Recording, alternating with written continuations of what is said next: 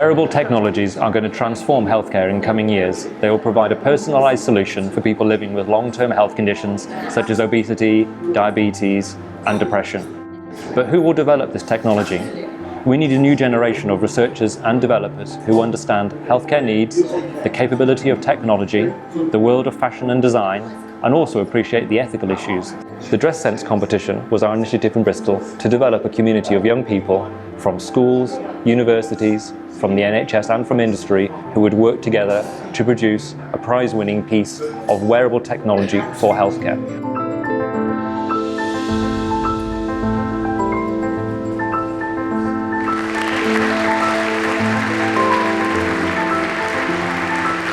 May I also ask Professor Eric Thomas and Professor Bertil Anderson to join us?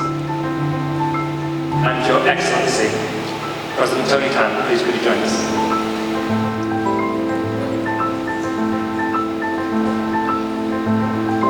Okay, gentlemen, I now would like to invite you to launch our competition for us.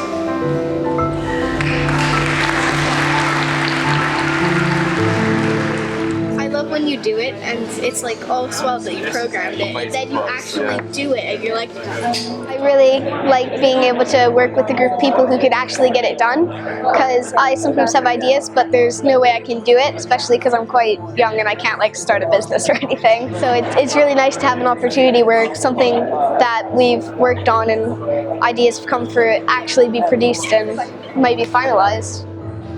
Competition opens up so many horizons for the students themselves, and also because it's actually something that's happening in society at the moment. It's actually valid, and the girls get a chance to actually be part of something which is kind of innovative.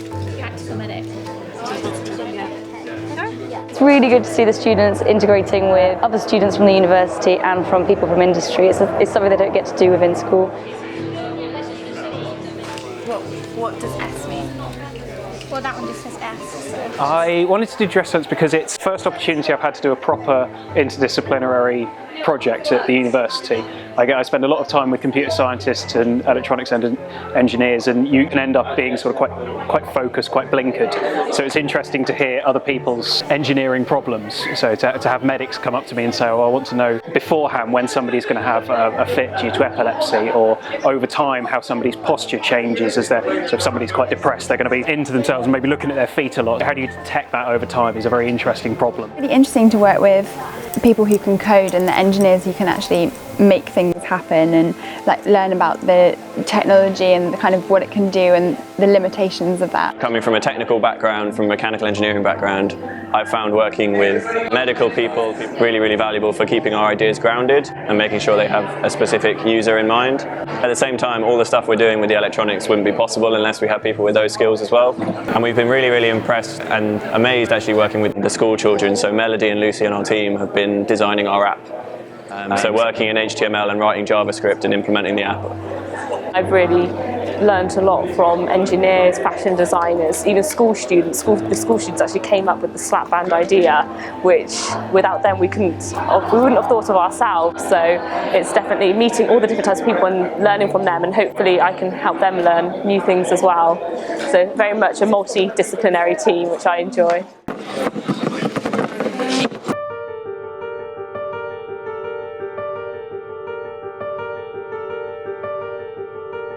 And the green cable is on the other side with the G on the header pins.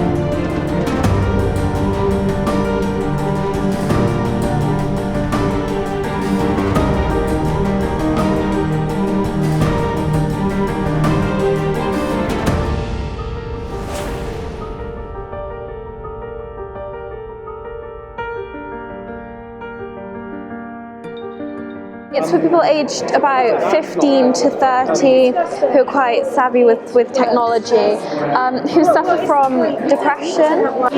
It's going to help them keep track of their CBT, cognitive behavioural therapy. So we've got the wearable watch that collects the data, the actual robot. It will give them tasks to complete with cognitive behavioural therapy homework. You plug the watch in at the end of the day and it recharges it. It also relays all the information that it's gathered onto the robot, and overnight it will program it.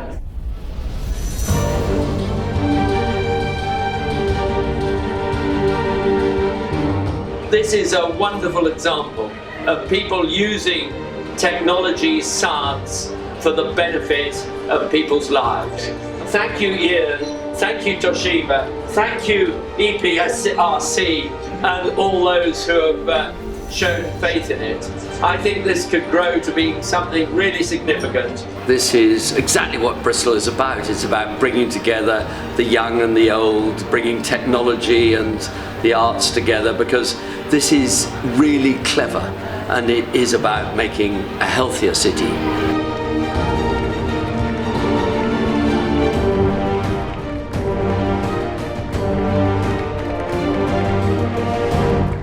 How does it feel to be the winners of Dresden? Surprising and amazing. I wasn't expecting it at all. It's very exciting. It's a real honour.